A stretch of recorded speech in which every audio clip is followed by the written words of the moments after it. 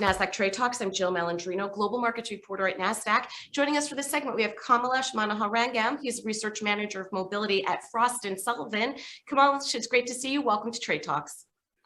Thank you for having me on your show, Jill. It's a pleasure talking to you as well. Let's talk about OEM suppliers and what's happening with the supply chain there. Let's start with, what is LifeonBoard? Yeah, LifeonBoard is a concept that is offered, that has been designed to improve comfort and convenience for the passengers. So, for example, if you're traveling in a flight or a train today, you are not driving the vehicle, you're not in charge of the vehicle. So what you do is like you just sit back, relax, take your time, maybe read a book or even make use of the in-flight entertainment.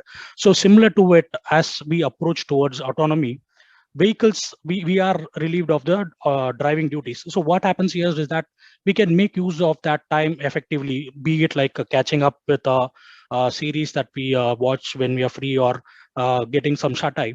So LifeonBoard defines the exact systems that are going to be in place to offer comfort, convenience, and also personalized services for the individual occupants of the vehicle. When will L4 vehicles be launched in the market? So we expect that L4 vehicles will be available for public use, as in like large-scale commercial deployment will happen post 2024. However, having said this, there are a lot of OEMs and even startups who are planning to launch like the initial pilot phase of it. So, for example, Motional is going to launch its L4 robotaxi services in multiple locations in 2023, and Move It again is going to launch its L4 robotaxi services in 2022 in Munich, Germany. Kamalesh, who is spearheading the LifeonBoard market? Is it the OEMs or is it the tier suppliers?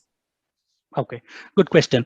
So what happens usually in the automotive interiors and the seating business is that even though the OEM showcase the concept vehicles, it's mostly the tier ones who develop and design the products. The reason behind is that seating system is one of the most expensive systems in the vehicle today, and if you design a particular seating system for one particular model, you're not going to break even anytime soon. So what happens here is that OEMs get the opportunity to plug and play these technologies and features from the TS catalog. So it's going to be a mix and match of features and functionalities from the tier supplier. So in short, tiers are the one who are going to drive innovation in this particular market. Is LifeonBoard only about comfort and convenience? It's not only about the comfort and convenience, but it's all about personalization. So, for example, if you and three other people are traveling, commuting from your office to, say, your home or whatever it is, so each of those seats will have individualized, personalized entertainment systems, personalized displays, personalized HVAC systems, and even sound systems, so that whatever you watch and whatever you hear will not be heard to the person sitting next to you. So it's all about personalization and bringing in comfort and convenience as well. How big is the LifeonBoard market expected to be by the end of the decade?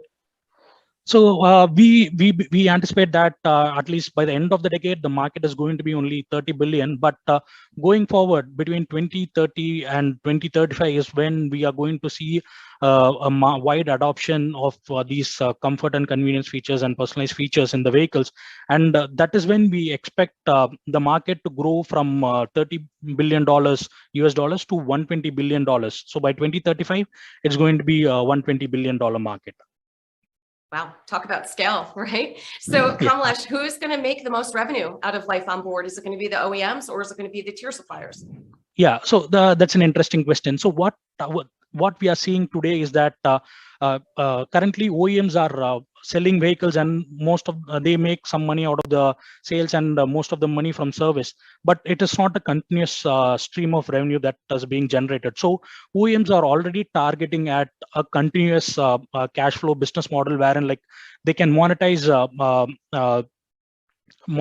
through offering extra functionalities or features on a per ride basis, or pay as you go or on demand basis. Like for example, how we watch, how the entertainment industry has turned to, like if you want to watch any particular movie, you just buy that what do you call, like, rights to watch that movie for that particular time alone. So similarly, OEMs are also looking at offering these services on a pay per ride or pay per use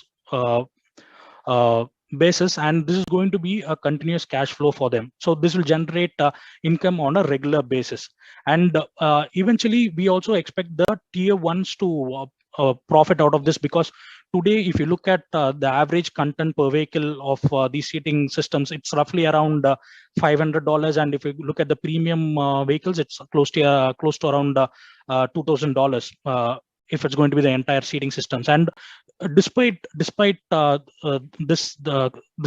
higher content in vehicle, their profit margins is very slim. So it's in the mid single digits. So like roughly around 6-7% is a fair estimate for the seating suppliers. So as and when they introduce a lot of these features and functionalities into the seating system, they are also going to make money out of it, and this is also going to boost their profit margins. All right, Kamalesh, we appreciate the insight. Thanks for joining us on Trade Talks. I'm Jill Malandrino, Global Markets Reporter at Nasdaq. Thank you, Jill.